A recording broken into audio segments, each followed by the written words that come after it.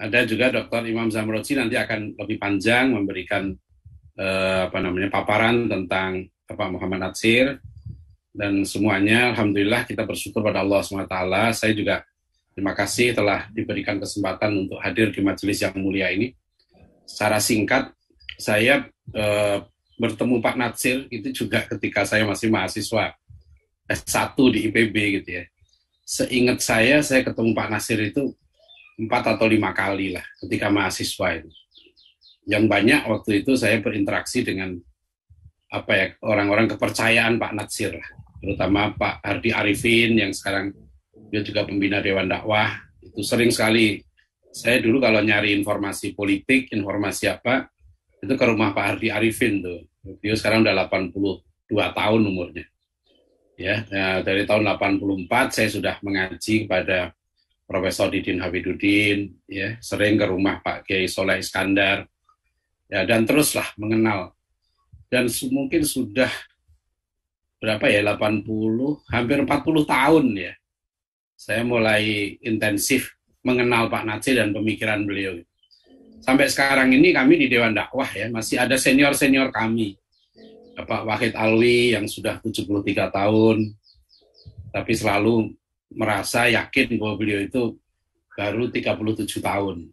Di Pak Wahid nggak ada nih. Pak Muhammad Nur, jadi alhamdulillah di Dewan Dakwah ini kami banyak senior-senior yang selalu bercerita ya. Kalau kami mau mengambil keputusan itu biasanya dulu Pak Natsir gimana ya kalau menghadapi masalah seperti ini gitu. Nah itu alhamdulillah kami selalu dapat masukan-masukan, input-input yang saya sebut seperti inspirasi dan mata air keteladanan itu tidak pernah berhenti, terus mengalir. Saya sering menyampaikan bahwa kita mewarisi dari Pak Natsir ini 3 hal. Ya, 1, warisan intelektual. Karena beliau memang seorang intelektual dan ditulis. Nah, itu yang menarik. Gagasan Pak Natsir itu ditulis. Tulisan Pak Natsir itu hidup. Nah, itu yang dipuji oleh Mr. Muhammad Rum dan sebagainya. Jadi Pak Natsir itu menulis dengan hati ya, bukan hanya dengan akal. Di buku Fiqh Dakwah itu hampir sepertiga isinya itu bicara hikmah. Dan ada definisi hikmah yang sangat menarik di lingkungan Pak Natsir itu. Dan saya pikir Pak Natsir adalah seorang yang telah mendapatkan hikmah. Ya, mendapatkan hikmah.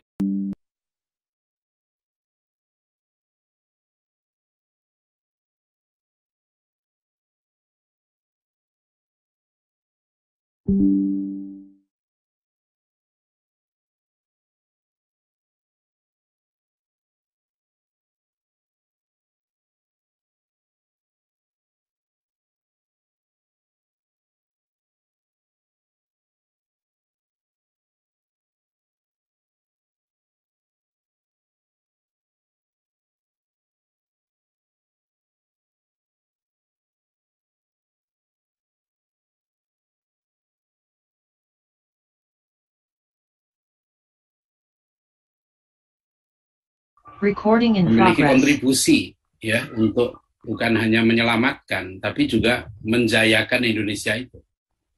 Ya, keluar dari hiruk-pikuk politik yang kadangkala terasa semakin pengap, ya, semakin menyesakkan, ya, konflik yang tajam nggak berhenti. Nah, padahal dulu salah satu kebijakan, ya, itulah hikmah yang diberikan Allah pada Pak Natsir adalah ketika beliau mampu, ya, berbicara, berkomunikasi, ya, berdialog dengan berbagai kelompok, ya. Insya Allah besok malam saya mau meluncurkan e-book saya beri judul Berbeda Berdialog, Bekerja Bersama, ya, keteladanan para tokoh bangsa untuk mewujudkan kemerdekaan dan kejayaan Indonesia.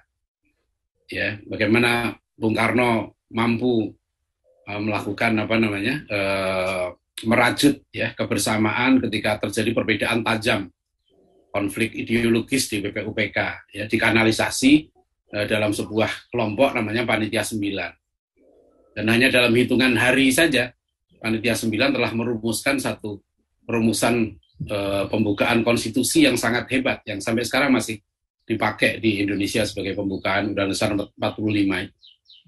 Nah, itu hasil dari tokoh-tokoh yang punya pandangan yang berbeda secara tajam, tapi mampu melahirkan sesuatu yang hebat. Nah, nanti Pak Natsir mengikuti tradisi ini, ya, dalam sejarahnya. Ya, beliau seorang yang sangat dai yang hebat, guru yang hebat, tapi ketika bicara tentang Indonesia, ya, beliau mampu mengemukakan gagasan yang bisa diterima bersama. Nah, ini sesuatu yang luar biasa yang saya pikir ini warisan intelektual Pak Natsir itu masih bisa kita ikuti. Ya, kita bisa membaca tulisan beliau tentang dalam umur 20-an tahun Pak Natsir telah menulis artikel-artikel hebat, ya. Misalnya contoh saja, waktu itu Pak Natsir sudah menulis artikel tentang Imam Al-Ghazali yang ada di buku Kapitas Lekta sekarang ini, ya. Beliau menulis itu susah sekali. Beliau membahas Imam Ghazali itu bukan sekedar pemikiran biasa. Yang dikutip Pak Natsir di situ adalah teori kausalitasnya Imam Ghazali. Bahwa teori kausalitas Imam Ghazali itu mendahului 700 tahun dari teorinya David Hume. Nah, bagaimana seorang yang lulusan SMA itu, kemudian menulis satu artikel yang sangat berat, ya. Nah, itu teori kausalitas Al-Ghazali ini ditulis sekarang oleh Profesor Hamid Fahmi Zarkasi, ya, dalam disertasinya di Istek tentang teori kausalitas Imam Ghazali. Itu Pak Natsir sudah menulis masalah ini pada tahun 30-an. Ya, umur beliau masih 28 tahun. Ya, jadi memang beliau punya budaya ilmu yang sangat tinggi. Nah, dan itu yang saya kira ini wajib kita warisi, ya, tradisi. Jadi bukan hanya bicara, beliau menulis. Ya, menulisnya itu yang penting di situ, ya. Sehingga kita bisa mewarisi tradisi itu. Jadi warisan intelektual Pak Natsir dalam berbagai bidang. Kemudian yang kedua, ya, kita bisa mewarisi dari Pak Natsir ini warisan keteladanan. Ya, itu yang banyak sekali cerita-cerita yang tadi saya katakan, seperti mata air keteladanan yang terus mengalir. Ada saja cerita baru, ya. Ya, alhamdulillah karena sekarang ini kami masih bisa berdialog dengan beberapa putra Pak Natsir, ya, Ibu Aisyah Natsir, Bapak Fauzi Natsir, ya, itu kita masih bisa. Saya kadang-kadang masih dapat lagi beberapa cerita baru tentang kepribadian beliau. Nah, ini jadi keteladanan itu sampai yang sekecil-kecilnya, ya. Dari Pak Lukman Hakim saya dapat cerita bagaimana Pak Natsir menerima telepon, ya, ketika ada orang yang salah, ya, dia mencari seseorang tapi salah teleponnya ke Pak Natsir, gitu. Nah, Pak Natsir itu bukan ditutup teleponnya tapi ditanya, ya, saudara mencari siapa? Ya, ketika orang ini mencari seseorang yang Pak Natsir kenal, maka Pak Natsir memberikan, ya, nomor telepon dari orang yang tersebut itu. Itu yang akhlak yang susah, ya, untuk kita contoh. Tapi dalam dakwah beliau begitu rupa, ya. 3 hari yang lalu kalau nggak salah, ya, Pak Taufik Ismail dengan istri beliau datang ke Dewan Dakwah, berbincang dengan saya panjang 2 jam lebih, dan saya mendapatkan pelajaran yang sangat berharga. Ibu Ati Taufik itu menunjukkan surat dari Pak Natsir untuk bagaimana beliau bisa membantu mengumpulkan dana, ya, dikirim kepada para mu'alaf di Mentawai. Nah, itulah dengan surat yang sangat sangat indah, ya, cara Pak Natsir meminta bantuan itu begitu sopan, gitu, ya. Begitu jadi perhatian beliau ini luar biasa, ya, bukan hanya dalam pemikiran tapi dalam berbagai bidang. Ya, jadi keteladanan akhlak, ya, keteladanan kepribadian ini yang kita bisa contoh, ya. Dan alhamdulillah, ya, tentu kita tenang, ya, dan itu bukan hanya Pak Natsir, ya, dari Profesor Rashidi, ya, dari Pak Safruddin Prawiran Negara dan sebagainya, kita bisa mendapatkan contoh dari tokoh-tokoh itu. Kemudian yang ketiga, ya, kami juga mewarisi dari Pak Natsir ini warisan aset. Saya kagum sekali ya setelah keliling ke berbagai provinsi dari Aceh, Sumatera Barat, ya, Riau, ya, dan sebagainya. Misalnya di Riau saja itu ada beberapa lembaga Islam, ya, terutama Universitas Riau, UIR. Universitas Islam Riau itu mahasiswanya ada 27.000, ya, punya tanah 90 hektar. Dan saya masuk kampusnya indah sekali. Ya, itu juga pimpinannya ya, itu juga sekarang ini pimpinan Dewan Dakwah juga, Dewan Dakwah di Riau. Ada nanti rumah sakit ya, Yarsi, rumah sakit Ibnu Sina di situ, yang besar juga. Ada beberapa pesantren, ya, lembaga masjid. Nah itulah yang apa ya di Sumatera Barat apalagi ya, ada Yarsi, ada 5 rumah sakit, ya, ada Universitas Muhammad Nasir, ya, saya sempat mengunjungi juga pesantren Muhammad Nasir, ya, ada tempat lahirnya Pak Natsir, ya, alhamdulillah saya tidak dapat tiket waktu itu 1 hari mau balik ke Jakarta, nah hikmahnya bisa berkunjung ke tempat ya lahirnya Pak Natsir, rumah lahirnya Pak Natsir itu masih ada. Ya, alhamdulillah sekarang kita usahakan nanti insya Allah Dewan Dakwah bulan Februari, akhir 26 Februari, Dewan Dakwah akan berumur 55 tahun. Nah, insya Allah salah satu rencana kami, keinginan kami gitu ya, bagaimana tempat lahirnya Pak Natsir itu bisa kita kita selamatkan gitu ya, supaya itu menjadi kalau di Indonesia namanya cagar budaya, ya. Nah, jadi karena itu rumah bukan rumahnya Pak Natsir, bukan rumah orang tuanya Pak Natsir, jadi orang tuanya Pak Natsir dulu itu menumpang di situ, diberikan tempat ketika bekerja, dan alhamdulillah sampai sekarang rumahnya masih ada juga. Rumah itu yang punya juga seorang aktivis dakwah juga, keluarga besar Dewan Dakwahnya. Nah, hadirin rahimakumullah. Nah, itulah beberapa hal ya yang saya pikir Pak Natsir ini ya kalau kita sebut tidak habis-habisnya ya.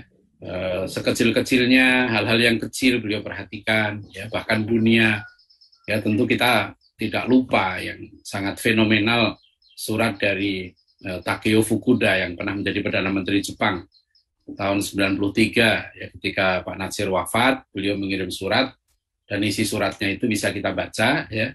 Takeo Fukuda mengatakan berita wafatnya Pak Natsir itu lebih dahsyat ya daripada bom atom Hiroshima. Ya, nah ini orang Jepang menghargai begitu tinggi ya Pak Natsir ini. Nah, oleh karena itu saya pikir bagi kita sekarang ini bukan sekedar mengenang Pak Natsir, tapi yang betul-betul sekarang di Dewan Dakwah kita sedang berpikir, berjuang, ini adalah bagaimana melahirkan ya kader-kader dai yang melanjutkan perjuangan Pak Natsir yang berkualitas, karena Pak Natsir itu adalah produk pendidikan. Ya, Pak Natsir menjadi hebat itu kan beliau dilahirkan atau turun dari langit ya. Beliau dari orang tua yang sangat sederhana ya, dari kampung yang sangat sederhana. Ya, beliau menjadi tokoh itu karena proses pendidikannya benar. Meskipun formal hanya SMA ya, tapi Pak Natsir menjalani proses model pendidikan yang ideal menurut saya. Beliau telah menjalani model pendidikan Islam yang abadi. Yang dirumuskan Umar bin Khattab radhiyallahu anhu itu, ta'addabu tsumma ta'allam, ya, beradablah kamu kemudian berilmulah kamu. Jadi adab dan ilmu ini betul-betul tertanam dalam diri Pak Natsir sejak kecil, ya, dan itulah nanti yang menjadi salah satu keunggulan beliau adalah beliau punya adab yang sangat tinggi ya kepada ilmu dan kepada guru. Jadi kuncinya itu menurut saya Pak Natsir itu 3 ini.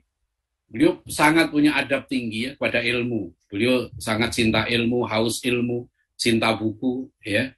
Yang kedua, beliau sangat beradab kepada orang tua. Ya, bahkan ketika beliau memutuskan untuk tidak mau kuliah, ya meskipun diberikan beasiswa ke Jakarta atau ke Belanda, Pak Natsir itu kan minta izin kepada ibunya, pada orang tuanya. Nah, itu yang kata beliau sangat berat. Beliau harus minta izin untuk tidak kuliah. Ya, dan lebih memilih menjadi guru yang tidak dibayar. Nah, itu tuh sangat menarik. Pengorbanan Pak Natsir luar biasa di situ. Nah, beliau mengatakan saya lebih memilih untuk terjun langsung ya mengatasi masalah umat. Dan beliau kemudian berguru langsung ya kepada beberapa tokoh yang beliau katakan 3 guru beliau yang utama itu.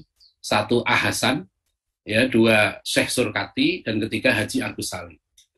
Jadi dan beliau sangat tinggi adabnya kepada guru-guru itu. Ya. Banyak cerita-cerita tentang bagaimana Pak Nasir sangat hormat kepada Tuan Hasan ini, ya. Kemudian sangat hormat kepada Haji Agus Salim, ya, dan sebagainya. Nah inilah saya kira model itu bisa kita pelajari, sehingga kita insya Allah, ya, bisa melahirkan orang seperti Pak Nasir dengan model yang sama, karena kita tahu modelnya. Ya, kalau model itu diikuti, dia akan melahirkan, ya. Karena dalam sejarah sama, model-model pendidikan inilah yang melahirkan Kiai Hasyim Asy'ari, melahirkan Kiai Ahmad Dahlan, ya.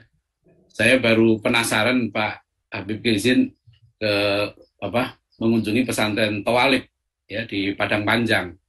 Karena itu pesantrennya Buya Hamka. Dan ternyata setelah saya ke sana memang termasuk Kiai Imam Zarkasi juga dari situ. Ya, jadi memang model-model pendidikan ini telah tertanam kuat di awal abad ke-20 waktu itu dalam rangka melawan politik etisnya Belanda yang ditetapkan, yang dikonsep oleh 2 orang, terutama oleh Aben Danon dengan Sunuk Urgronya. Maka Pak Nasir sering mengutip kata-kata Sunuk Urgronya, bahwa pendidikanlah yang akan melepaskan umat Islam dari belenggu agamanya. Nah, itu yang dikonsep oleh Sunuk Urgronya. Dan sekarang saya pikir perjuangan, ya, terutama apa yang telah dipikirkan, dirintis, ditulis, diperjuangkan oleh Pak Nasir, ya. Beliau lulusan SMA, tapi Pak Nasir adalah sekretaris pendirian universitas yang pertama di Indonesia. Karena tahun 40 sampai kita merdeka, semua universitas itu punyanya Belanda. Ya, dan universitas pertama yang sekarang jadi UII, ya, STI, itu berdiri 8 Juli tahun 45. Itu ketua panitianya adalah Muhammad Hatta, ya, dan sekretarisnya Muhammad Natsir. Nah, ini salah satu yang artikel yang saya tulis bagaimana Hatta dan Nasir bekerja sama mewujudkan satu universitas. Padahal tentu tahu bahwa Bung Hatta lah, ya, termasuk di situ itu kubu kebangsaan, bukan dari kubu Islam. Tapi ketika bicara tentang universitas yang pertama, ya, itu Bung Hatta yang termasuk yang memelopori dan bekerja sama dengan Muhammad Natsir, Abdul Qahar Muzakir, ya, Wahid Hashim, dan sebagainya. Jadi ini hadirin rahimakumullah, saya kira demikian, ya. Nanti mudah-mudahan yang lain hanya yang bisa saya sampaikan. Mohon maaf kalau ada kekurangan di lapangan, mudah-mudahan ada manfaatnya. Billahi taufik wal hidayah. Assalamualaikum warahmatullahi wabarakatuh.